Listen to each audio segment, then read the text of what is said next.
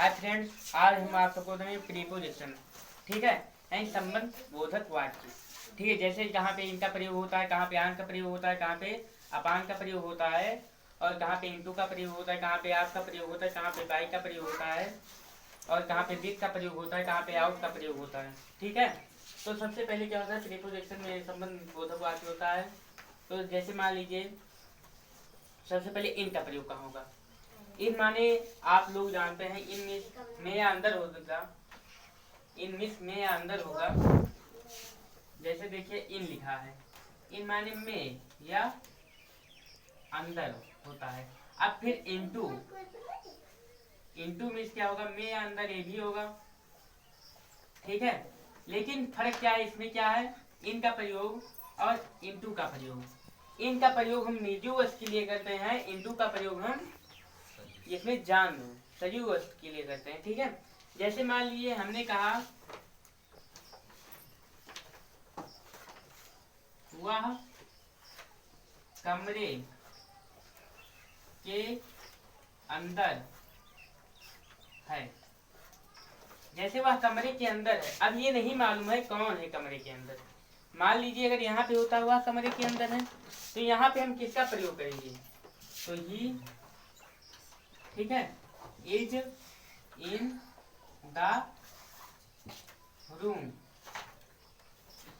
ठीक है, अब यहाँ पे इन का प्रयोग हुआ है, देखो इसमें ही है, वह है, आपका पुरुषवाचक चिन्ह है इसमें। ठीक है, इसलिए यहाँ पे ही का प्रयोग हुआ है। अब यहाँ देखिए, जैसे मान लीजिए कलम, कलम कमरे के अंदर है। ठीक है, अब यहाँ देखिए कलम कमरे के अंदर है। ठीक है, तो ये कलम क्या है, आपका निर्जीव वस्तु है। ठीक है, इसलिए यहाँ पे हम क्या प्रयोग करेंगे, इनका प्रयोग। तो द पेन, PEN पेन। ठीक है, the pen is in the room, RWM room. ठीक है, अब देखो अगर यहाँ पे होता है आदमी कमरे के अंदर है। ठीक है, तो यहाँ देखो आदमी क्या है, the man, MAN man is into the room. ठीक है, इनटू का प्रयोग यहाँ पे हुआ है क्योंकि ये आदमी क्या है, निर्जीव वस्तु है। ठीक है, सॉरी सजीव वस्तु है, इसलिए इसमें क्या है, देखो जो वस्तु स्थिर हो, एक ही जगह पे हो, वहां पे हम केवल इन का प्रयोग करेंगे, और जो वस्तु एक ही जगह पे स्थिर ना हो तो वहां पे हम इनटू का प्रयोग करेंगे। ठीक है, जैसे मान लीजिए आदमी है, तो आदमी कमरे के अंदर है, तो आदमी चल रहा है या बैठ रहा है, तो उसका पैर भी हिल रहा है, हाथ भी हिल रहा है।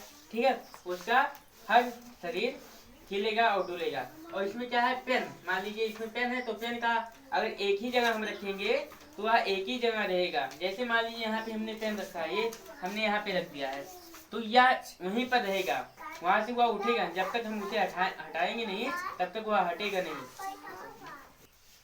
इसका नियम क्या है, देखो जैसे इन का प्रयोग, इन का प्रयोग हम भीतर के लिए करते हैं। ठीक है, इनका प्रयोग हम भीतर के लिए करते हैं, और इनटू का प्रयोग हम, इनटू का प्रयोग हम गति करने वाले वस्तुओं के लिए करते हैं। जैसे मान लीजिए इनका प्रयोग हम भीतर के लिए करते हैं जिसमें जान ना हो। ठीक है, और इसका मतलब क्या है, इनटू का प्रयोग हम जो गति करती हो उसके लिए करते हैं जिसमें जान हो। जैसे मान लीजिए मनुष्य या गाय या बकरी या चूहा। जैसे मान लीजिए हमने कहा बिल्ली घर में है, ठीक है। तो यहाँ क्या होगा, the cat is in the house, HOUSE house, ठीक है। The cat is in the house, ठीक है।